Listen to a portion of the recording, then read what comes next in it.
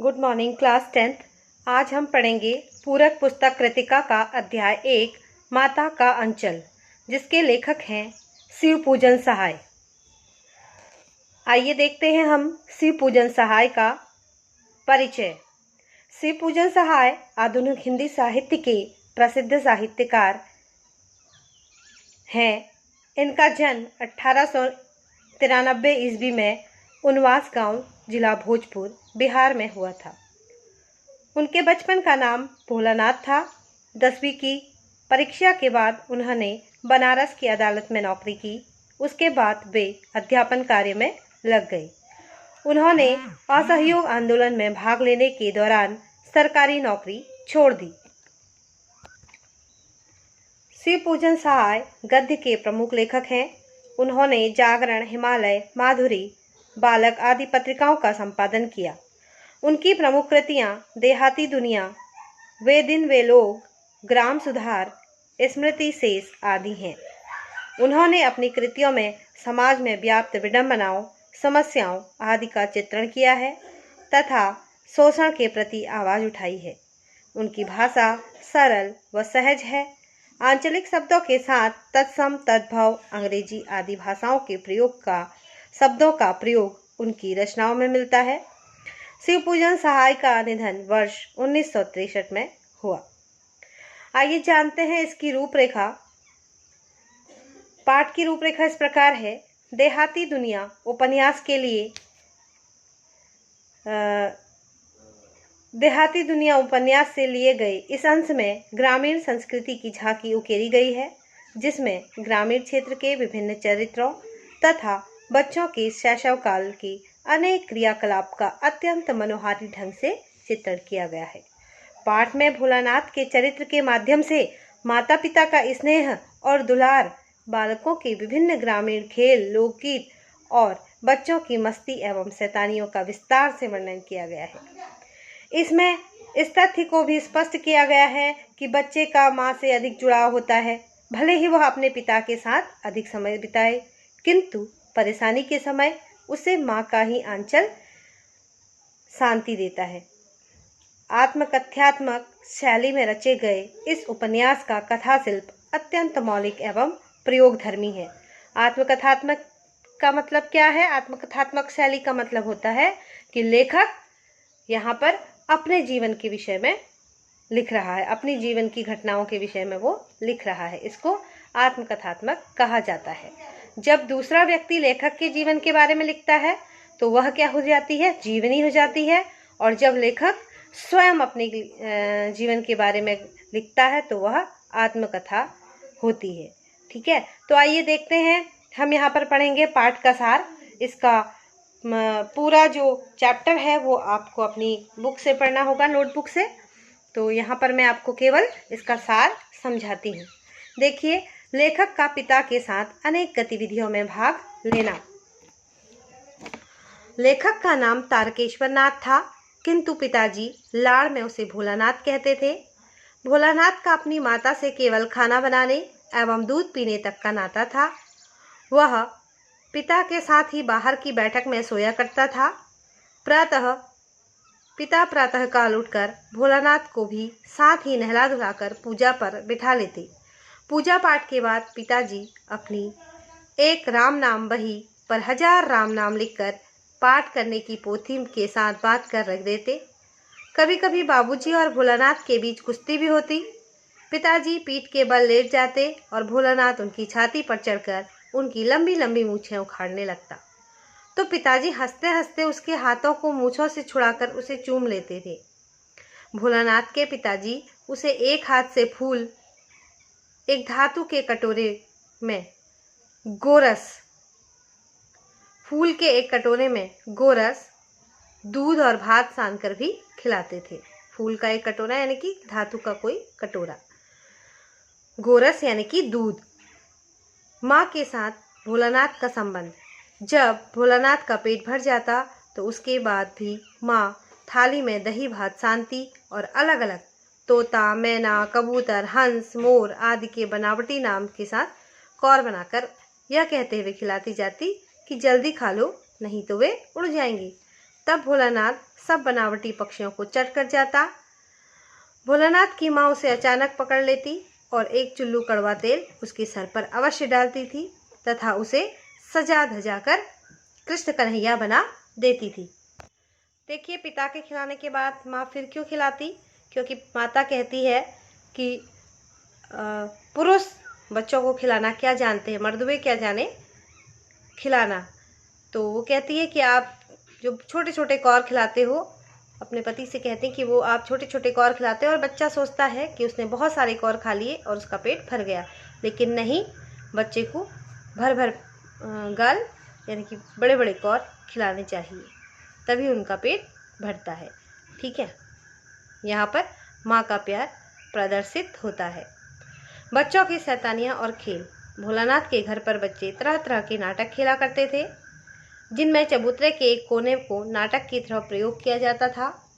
बाबूजी की नहाने की छोटी चौकी को रंगमंच बनाया जाता था। उसी पर मिठाइयों की दुकान, चिलम के खोंचे पर कपड़े के थालों में ढेले के लड्डू, पत्तों की पूरी कचौड़ियाँ, गीली मिट्टी की जलेबियाँ, फूटे घड़े के टुकड़ों के बतासे आदि मिठाइयाँ सजाई जाती थी। उसमें दुकानदार और खरीदार सभी बच्चे होते थे। थोड़ी देर में मिठाई की दुकान हटाकर बच्चे घरौंदा बनाते थे।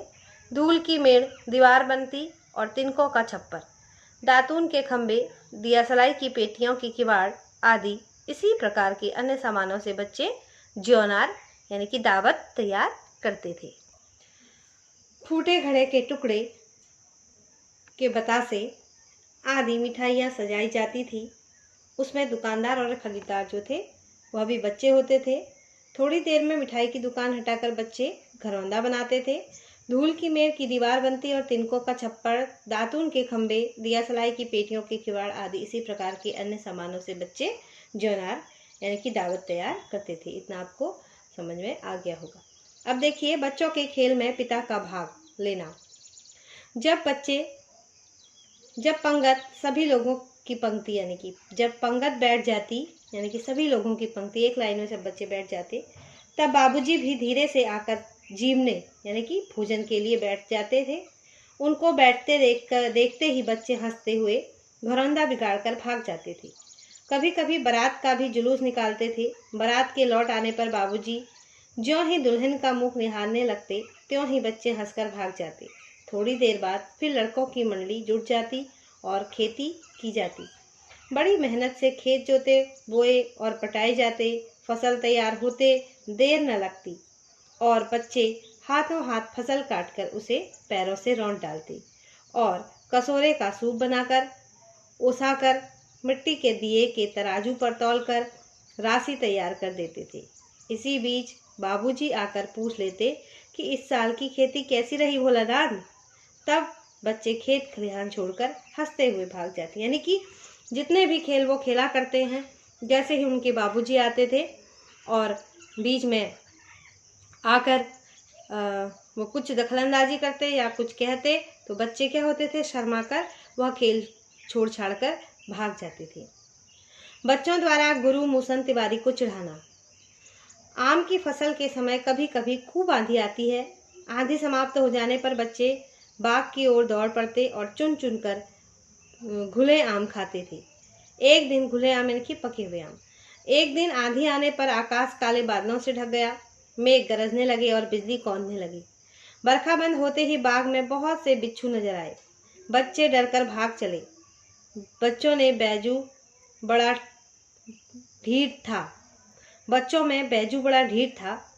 बीच में मूसन तिवारी मिल गए। बैजू उन्हें देखकर चिढ़ाते हुए बोला, बुढ़वा बेईमान मांगे करेला का चोखा। शेष बच्चों ने बैजू के सुर में सुर मिलाकर यही चिल्लाना शुरू किया। देखिए, एक बार मैं इसको फिर से पढ़ती हूँ। बच्चों द्वारा मूसन तिवारी को चिढ़ाना। आम की फसल के समय कभी कभी खूब आंधी आती है। आंधी समाप्त हो जाने पर बच्चे बाग की ओर दौड़ पड़ते और चुन चुन कर घुले आम खाते थे। एक दिन आंधी आने पर आकाश काले बादलों से ढक गया। मेघ गरजने लगे और बिजली कौंधने लगी। बरखा बंद होते ही बाग में बहुत से बिच्छू नजर आए। बच्चे डरकर भाग चले। बच्चों में बैजू बड़ा ढीठ था। बीच में मूसन तिवारी मिल गए।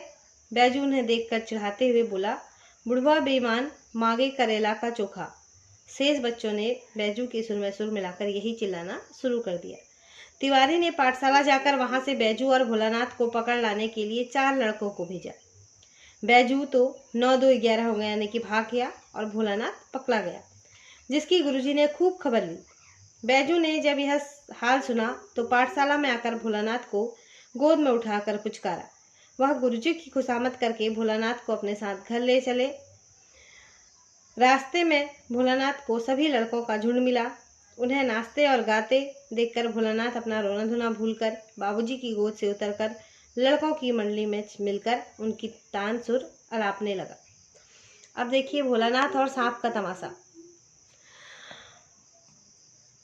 एक टीले पर जाकर बच्चे चूहों के बिल में पानी डालने लगे। कुछ ही देर में सब थक गए। तब तक बिल में से एक सांप निकल आया, जिसे देखकर रोते चिल्लाते सब बेतहाशा भागे। भोलानाथ की सारी देह लहूलुहान हो गई, पैरों के तलवे कांटों से छलनी हो गई। वह दौड़ा हुआ घर में घुस गया। उस समय बाबूजी बैठक के ओसारे में हुक्का गुड़गुड़ा रहे थे। उन्होंने भोलानाथ को बहुत पुकारा, पर भोलानाथ उनकी आवाज़ अनसुनी करके माँ के पास जाकर उसके आंचल में छिप गया। भोलानाथ के डर से कांपते देखकर माँ जोर से रोने लगी और सब काम छोड़ बैठी। झटपट हल्दी पीसकर भोलानाथ के घावों पर थोपी गई। भोलानाथ के मुंह से डर के कारण सांप तक नहीं निकल पा रहा था। चिंता के मारे माँ का बुरा हाल था।